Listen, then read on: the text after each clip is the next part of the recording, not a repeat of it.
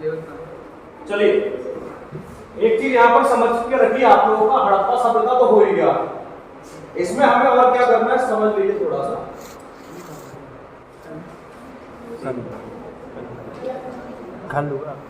बच्चों एक चीज ध्यान रखो, ये जो इंडस वैली सिविलाइजेशन है, ठीक है ना, इसमें हमें कुछ स्थल पढ़ने हैं, कुछ स्थल इंपॉर्टेंट स्थल है। कौन कौन से स्थल है वो मैंने आपको बता दिए थे, टोटल 7 स्थल पढ़ने हैं, उसमें एक तो हड़प्पा रहेगा, ठीक है, अभी सिर्फ इसमें लिखने का काम बचा है, बाकी मैंने सब समझा दिया। दूसरा मोहनजोदड़ो, क्लियर हुई बात। तीसरा लोथल, चौथा आलमगीर कोट, ठीक है, क्लियर हुई बात। पांचवा कालीबंगा। बच्चों ये कुछ ऐसे स्थल है जहां से कुछ ना कुछ मिला है, ठीक है ना, क्लियर हुई बात। करुणा आप आगे आ जाओ, आज आगे आ जाओ बेटा, जल्दी जल्दी फटाफट, ठीक है बच्चों। इसमें आप सिंपली क्या लिखोगे, आप लिखोगे, ठीक है। आज हम दूसरा चैप्टर पढ़ने जा रहे हैं जिसका नाम है वैदिक काल। अब स्टार्टिंग कैसे हो रही है बस ये समझना है आपको। इसका तो आपने बैकग्राउंड समझ लिया, मैं टोटल आपको समझा दिया इसमें क्या बैकग्राउंड है, क्या पढ़ना है, ठीक है। दूसरा जो आज बैकग्राउंड हमें समझना है वो है वैदिक काल, ठीक है। ये भी थोड़ा समझने वाला है। अब यहाँ पर हमें पता लगेगा कि किस तरीके से ये सिंधु घाटी सभ्यता खत्म हुई और किस तरीके से वैदिक सभ्यता के लोग हमारे भारत में आए, ठीक है ना। तो आज का जो हमारा चैप्टर रहेगा वो रहेगा क्या, वैदिक काल, ओके। ये हटा दूं, ठीक है, इसमें लिखने का काम है, बाद में लिखवा दूंगा, अब सिर्फ समझ लीजिए आप, ठीक है। चलो देखिए यहां से आप लोग देखना स्टार्ट करो। ये क्या है बच्चों, बात नहीं करना, बात करोगे क्लास से बाहर निकालूंगा, ठीक है। ये है हमारा प्यारा भारत, ठीक है। अभी हम लोग बात करते हैं वैदिक सभ्यता की। आज का जो हमारा टॉपिक है वो है वैदिक सभ्यता, ठीक है। इसको वैदिक पीरियड भी कहते हैं, क्लियर हुई बात बच्चों, ये बात समझ आ रही है। अभी वैदिक पीरियड को समझने के लिए 2-3 साक्ष्य हमें मिले हैं। कौन कौन से साक्ष्य हैं उसको देखो आप लोग। सबसे पहला जो साक्ष्य है वो है साहित्यिक साक्ष्य। कौन सा है? दूसरा जो साक्ष्य है वो कौन सा है? पुरातात्विक साक्ष्य।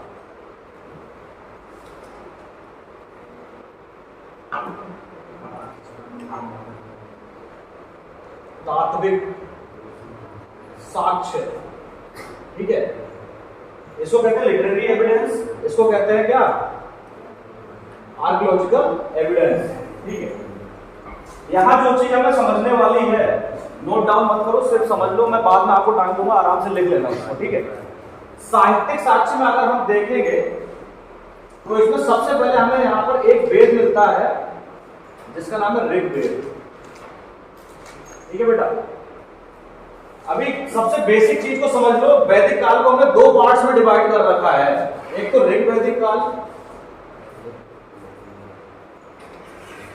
ठीक है, इसका जो टाइम पीरियड है वो 1500 बीसी से लेकर 1000 बीसी तक है।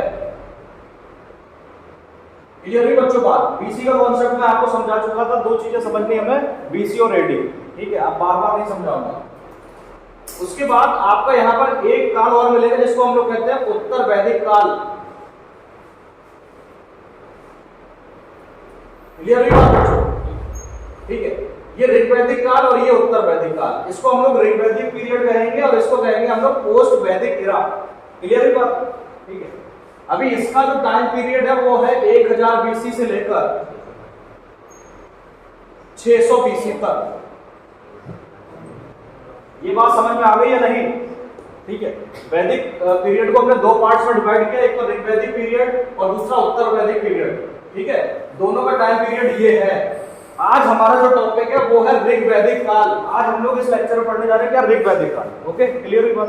चलो, तो अभी एक थोड़ा सा यहां से हम लोग कुछ मिटाते हैं।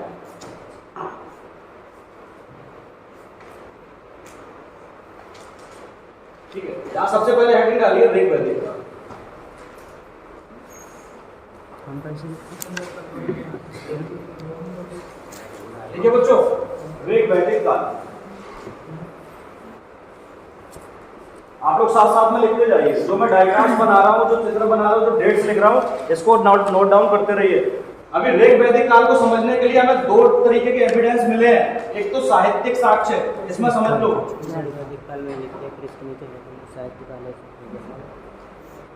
दूसरा हमारे पास रहेगा पुरातात्विक साक्ष्य।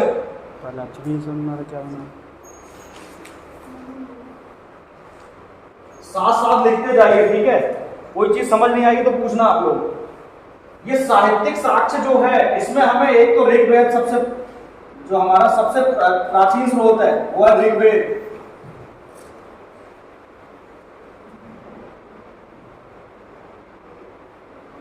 ठीक है बच्चों,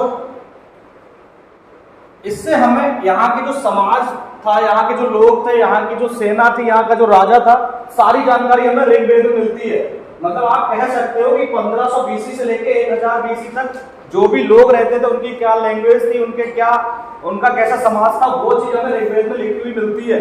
क्लियर हुई बात? चलिए नेक्स्ट, पुरातात्विक साक्ष्य। पुरातात्विक साक्ष्य में सबसे इंपॉर्टेंट चीज जो आती है वो आती है, यहाँ पर एक 13 कमरों वाला मकान मिला है। 13 कमरे वाला मकान, ये क्वेश्चन कई बार आयोग ने पूछा है। 13 कमरे वाला मकान, ठीक है। ये मकान पता कहां से मिला है? ये पंजाब और हरियाणा से मिला है, पंजाब और हरियाणा से। ठीक है बच्चों, बात समझ में आ गई? उसके बाद यहां से कुछ और साक्ष्य मिले हैं, ठीक है। पुरातात्विक का मतलब समझ गए, पुरा माने पुराना, तात्व माने जो तत्व हमें जमीन से खुदाई में मिले, वो है पुरातात्विक साक्ष्य, ठीक है। इसके अलावा यहां से कुछ हमें बर्तन मिलते हैं। बर्तन, आप लोग बर्तन, हमारा डायरेक्ट वर्ड नहीं लिखा है हिस्ट्री में, डायरेक्ट बर्तन नहीं लिखा, इसको हम लोग बोलते हैं मृद भांड। ये वर्ड मिलेगा आपको, मृद भांड, ठीक है। इसका मतलब भी होता है, यहाँ पर जो लोग यूज करते थे बर्तन वगैरह, पॉट वगैरह, वो सब मृद भांड के रूप में ही आते थे। यहाँ पर घड़े मिले हुए ना, तो उनको एक नाम दिया गया मृद भांड, मिट्टी के बने हुए बर्तन। ये नोट डाउन कर लिया सभी लोगों ने?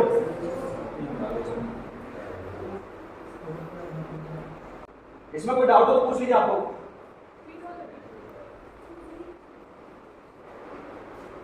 देखिए यहां पर क्वेश्चन ये उठ रहा है कि वैदिक सभ्यता को प्रकाश में लाया कौन?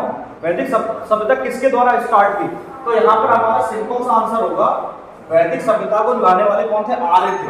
तो यहां पर आप लिख सकते हैं वैदिक सभ्यता के प्रवर्तक आर्य थे, ठीक है। एक चीज और हमें समझनी पड़ेगी, आर्य का मीनिंग क्या होता है। एक बार हमारे पीसीएस में ये क्वेश्चन पूछा गया था कि आर्य का मीनिंग क्या है? श्रेष्ठ या कुलीन? श्रेष्ठ। प्रवर्तक का मतलब ओरिजिन करने वाला, ठीक है। ये फाउंडर कह सकते हो आप, फाउंडर, हाँ रियल फाउंडर, ठीक है। आर्य का मतलब होता है श्रेष्ठ या कुलीन। इंपॉर्टेंट है, एक बार पीसीएस में ये क्वेश्चन आ चुका है। इसको सिंपली लिखो, श्रेष्ठ, सुपीरियर, सुपीरियर लिख लो। क्लियर हुई बात बच्चों? इसको हटाऊंगा जो इंग्लिश मीडियम वाला पिटाई होगा कि इसको हटा हिंदी बुलाओ जाए तो मार। अब बच्चों यहां पर जो चीज समझनी है हमें, वो समझो थोड़ा। अब आर्य लोग कौन थे, इस बात में बहुत ज्यादा कंट्रोवर्सी है जिसने हिस्ट्री लिखी हुई है उनके बीच में। इतिहासकार को एक मत नहीं, कोई कह रहा है कि तिब्बत के निवासी थे, कोई हिमालय पर्वत के बोलता है। तो इस तरीके के बहुत सारे मत हमारी हिस्ट्री में दिए गए। आज तक हमें ये पता नहीं लग पाया कि आर्य कहां से आए हैं, आज तक रिसर्च का विषय है, ठीक है ना। तो कुछ इंपॉर्टेंट जो फैक्ट हैं वो हमें जानने हैं। जैसे कुछ लोग ये बोलते हैं कि आर्य लोग हिमालय के निवासी थे, ठीक है, आर्य लोग हिमालय से आए थे। कुछ ने ये बोला कि आर्य लोग तिब्बत से आए थे, कुछ ने ये बोला कि आर्य लोग उत्तरी ध्रुव से आए थे। बच्चों ये नाम ऐसे लिखने हैं इंग्लिश में, हिमालय को हिमालय लिखिएगा, तिब्बत को तिब्बत लिखना है। यहाँ पर एक विद्वान ऐसा था जिसने बोला कि ये आर्य लोग जो है वो यूरेशिया से आए, मध्य एशिया से नहीं, यूरेशिया। तो अभी यूरेशिया का मतलब समझने की कोशिश करो, यूरोप प्लस एशिया। इससे पहले वाले लेक्चर में मैंने आपको पूरा एक वर्ल्ड मैप बताया था ना, तो यूरोप कहां पर है और एशिया कहां पर है, ठीक है, देख लो। अभी हिमालय पर्वत के जो निवासी थे वो कहा है, के शर्मा एक विद्वान है, उन्होंने बोला कि भाई हिमालय पर्वत के निवासी थे कौन, आर्य लोग, वो धीरे धीरे करके भारत में आने लगे, ठीक है ना।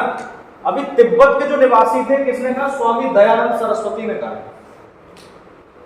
स्वामी दयानंद सरस्वती।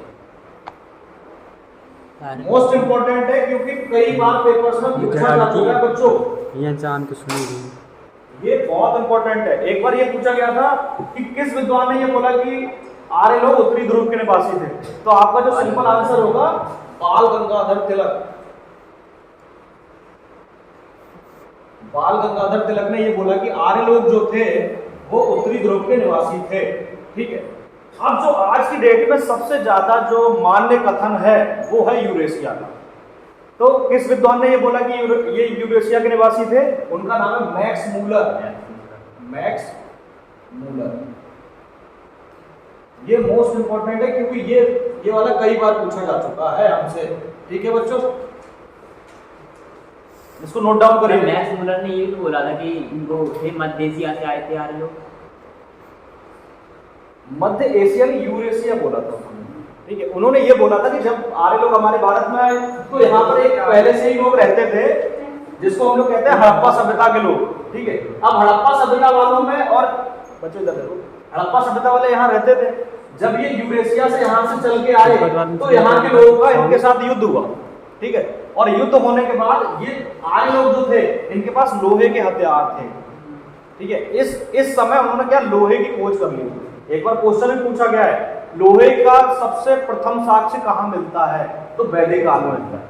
और एक इंपॉर्टेंट क्वेश्चन, सबसे ज्यादा क्वेश्चन पूछा जाता है, हम लोग यूपी के रहने वाले हैं तो यूपी के जितने भी पेपर है वहां पर बहुत ज्यादा क्वेश्चन ये पूछा जाता है कि यूपी में किस जगह सबसे पहले लोहे के साक्ष्य प्राप्त हुए हैं।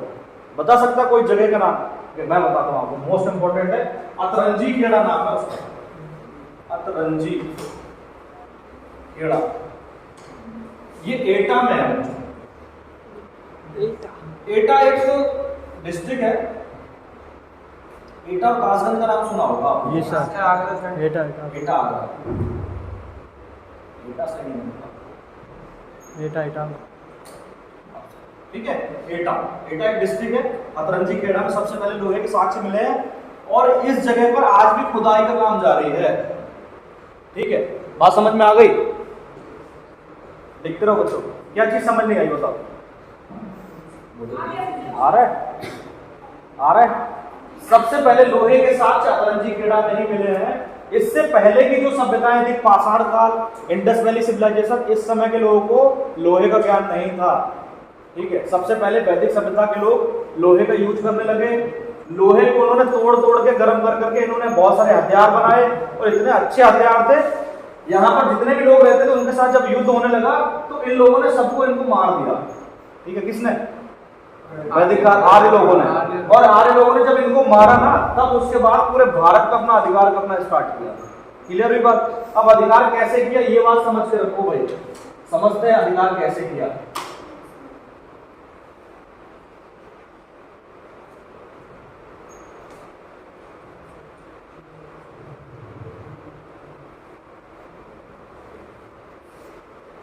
ठीक है, ये भारत का मैप है। क्लियर हुई बात? जब आर्य लोग बाहर से आए, यूरेशिया से आए, तो इस तरीके से इन्होंने यहाँ पर बसना स्टार्ट किया, ठीक है। सबसे पहले भारत के उत्तरी क्षेत्र में ये लोग बसे, इस वाले क्षेत्र में, ठीक है ना।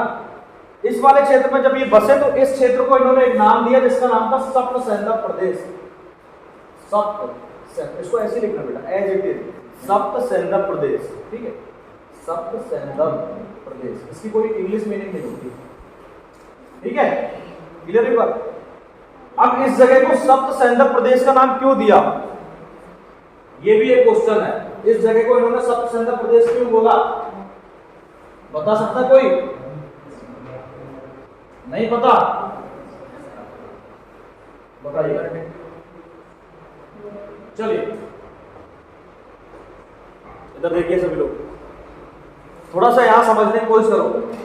अब आर्य लोग धीरे धीरे क्या कर रहे हैं, यहाँ के लोगों को मार मार के भगा रहे हैं, उनको पराजित कर रहे हैं। पराजित करने वाले ये लोग धीरे धीरे कहां पर पहुंच गए, हरियाणा और पंजाब वाले क्षेत्र में पहुंचे। हरियाणा और पंजाब वाले क्षेत्र पे जब इन्होंने अधिकार किया, इस वाले क्षेत्र पे जब इन्होंने अधिकार किया, ऐसे करके इसको बनाओ, अलग अलग दिखना चाहिए, ठीक है, ऐसे करके बना लो। इस क्षेत्र पे जब ये लोग पहुंचे तो इन्होंने इसका नाम क्या दिया, ब्रह्मवर्त प्रदेश। ब्रह्मवर्त प्रदेश बहुत इंपॉर्टेंट है बेटा, जो आप लोग पढ़ रहे हो, ठीक है, डायरेक्ट नाम पूछता है। इसका नाम है ब्रह्मवर्त प्रदेश। आपको ऐसे लिखना है, बी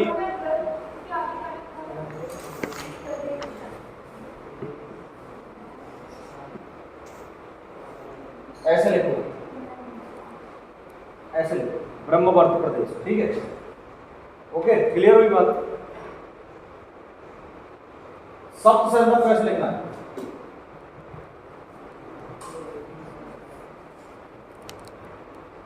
फेंक देना नीचे, फेंक सप्त से अंदर प्रदेश, ठीक है, लिख रहे हो, लिख पा रहे हो, दो। कहाँ नहीं लिख पा रहे, चलिए आगे चलें। इसका खाना रखा दुनिया भर का।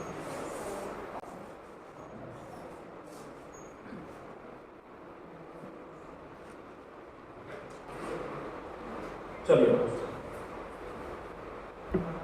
ये समझ में आया, ये पूरा जम्मू कश्मीर वाला क्षेत्र है।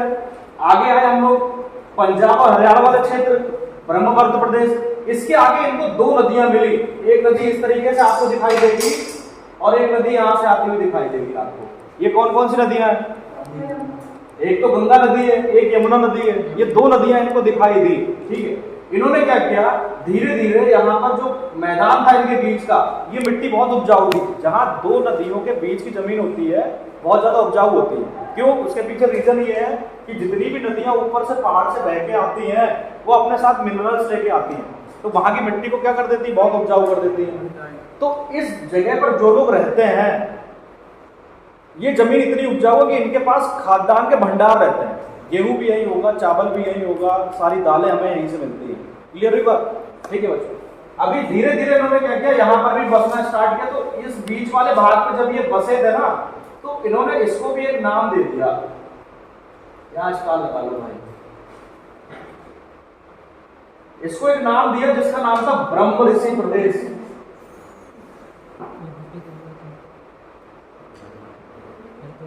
ब्रह्म ऋषि प्रदेश, ठीक है, इंग्लिश वाला कुछ ऐसे।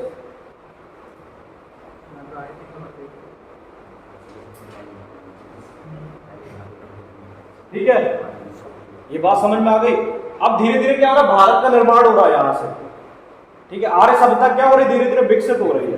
क्लियर हुई बात, ये इतनी बात समझ में आ गई, क्लियर हुई बात, जी सर। ये समझ में आ रहा है कि किस तरीके से वैदिक सभ्यता का विस्तार हो रहा है भारत में। जी सर। सानिया अंसारी, क्लियर हुई बात। बच्चे आपका क्या नाम है आपका, जानवी चतुर्वेदी, कल आप नहीं आए थे, कोई बात। अब धीरे धीरे क्या हो रहा है, जैसे जैसे साल बढ़ते चले जा रहे हैं, वो पूरे उत्तर भारत में अपना अधिकार कर रहे हैं। कौन, आर्य लोग, वैदिक काल के लोग क्या कर रहे हैं, पूरे उत्तर भारत में अपना अधिकार कर रहे हैं। और पूरे उत्तर भारत को इन्होंने एक नाम दिया, पूरे उत्तर भारत को इन्होंने एक नाम दिया, उसका नाम है आर्यवर्त प्रदेश। ये बहुत इंपॉर्टेंट नाम है, ये नाम हमें पहले सुनने को भी मिलता होगा, कभी कभी आप लोगों ने भी सुना होगा, आर्यवर्त प्रदेश। ठीक है बच्चों, इस पूरे उत्तर भारत को क्या नाम दिया, आर्यवर्त प्रदेश। ठीक है, अब आर्यवर्त प्रदेश इन्होंने क्यों बोला, क्योंकि ये खुद आर्य थे और आर्यों में जितनी भी जगह यहां पर भारत में घेरी थी उत्तर भारत में, उसको नाम दिया उन्होंने क्या, आर्यवर्त। इतनी बात समझ में आ गई, क्लियर हुई बात, इसको नोट डाउन करो फटाफट। सर आज प्रदेश से आर्य लोगों ने भारत के लिए नाम दिया, ये पूरा उत्तर भारत है, इसको एक नाम दिया आर्यवर्त प्रदेश। दक्षिण भारत में अभी ये लोग नहीं गए हैं, ये सभ्यता अभी दक्षिण भारत में नहीं फैली है, धीरे धीरे फैलेगी।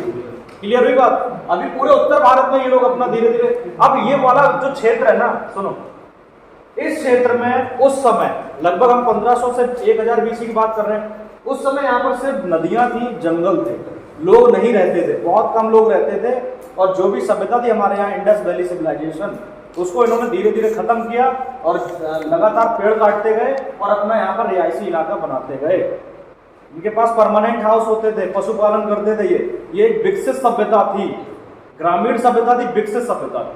क्लियर हुई बात? समझ में आ गई बच्चों बात? आइए थोड़ा सा और समझने की कोशिश करते हैं।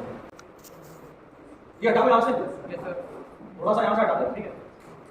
चलिए अब यहाँ से एक चीज हमें और समझनी। मैंने सबसे पहले आपसे बोला कि इसको जब हमारे यहाँ आर्य घुसे थे भारत में, तो इन्होंने सबसे पहला जो प्रदेश देखा उसको एक नाम दिया था सप्त सैंधव प्रदेश। इसको सप्त सैंधव प्रदेश का नाम इसलिए दिया गया था क्योंकि इनको यहाँ पर 7 नदियां दिखी थी। सप्त मीन्स 7, सैंधव प्रदेश का मतलब नदियों का बहाव, ठीक है? तो इनको जो 7 नदियां दिखी थी वो कौन कौन सी नदी थी उसको यहाँ पर लिख लेंगे हम लोग। एक तो झेलम नदी दिखी थी, एक रावी नदी थी, एक व्यास नदी थी, एक सतलज नदी थी, ठीक है, एक सरस्वती नदी थी, एक सिंधु नदी। सिंधु नदी को सबसे ऊपर लेना क्योंकि ये सबसे बड़ी नदी थी, सिंधु नदी। एक नदी थी चेनाब नदी, चेनाब। क्लियर हुई बात? ये सब नदियां हैं, ठीक है?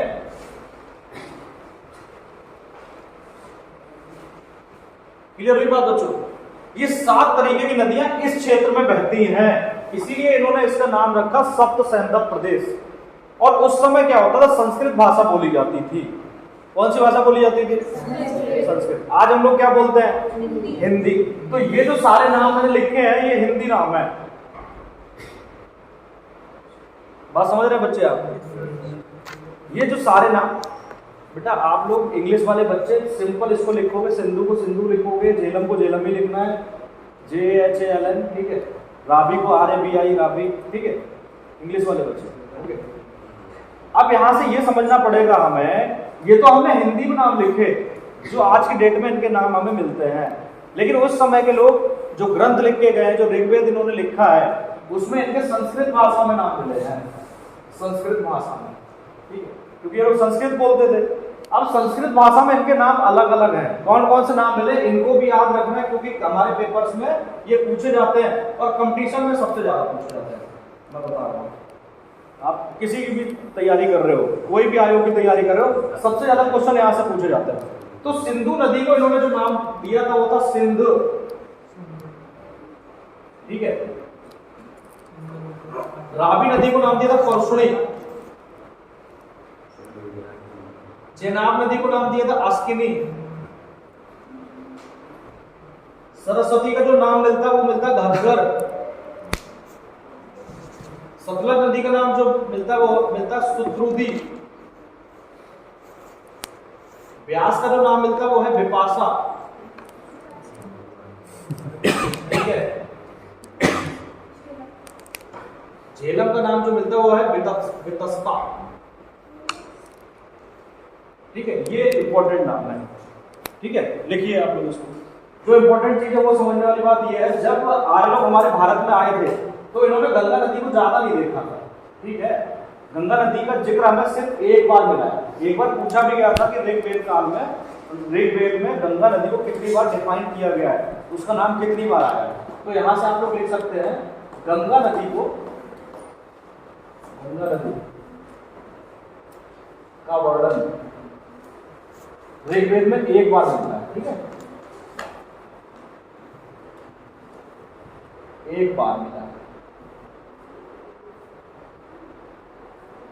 ठीक है बच्चों?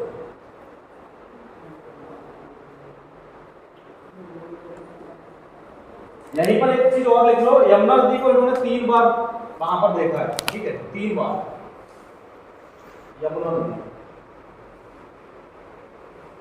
यमुना नदी कितनी बार वर्णन मिला इसका? 3 बार, ठीक है? ये इंपॉर्टेंट चीज थी, ये दोनों क्वेश्चन पूछे जाते हैं, ठीक है बच्चों? तो आज के लिए इतना ही रखें, बाकी देखो टाइम क्या हो रहा है, 5 मिनट।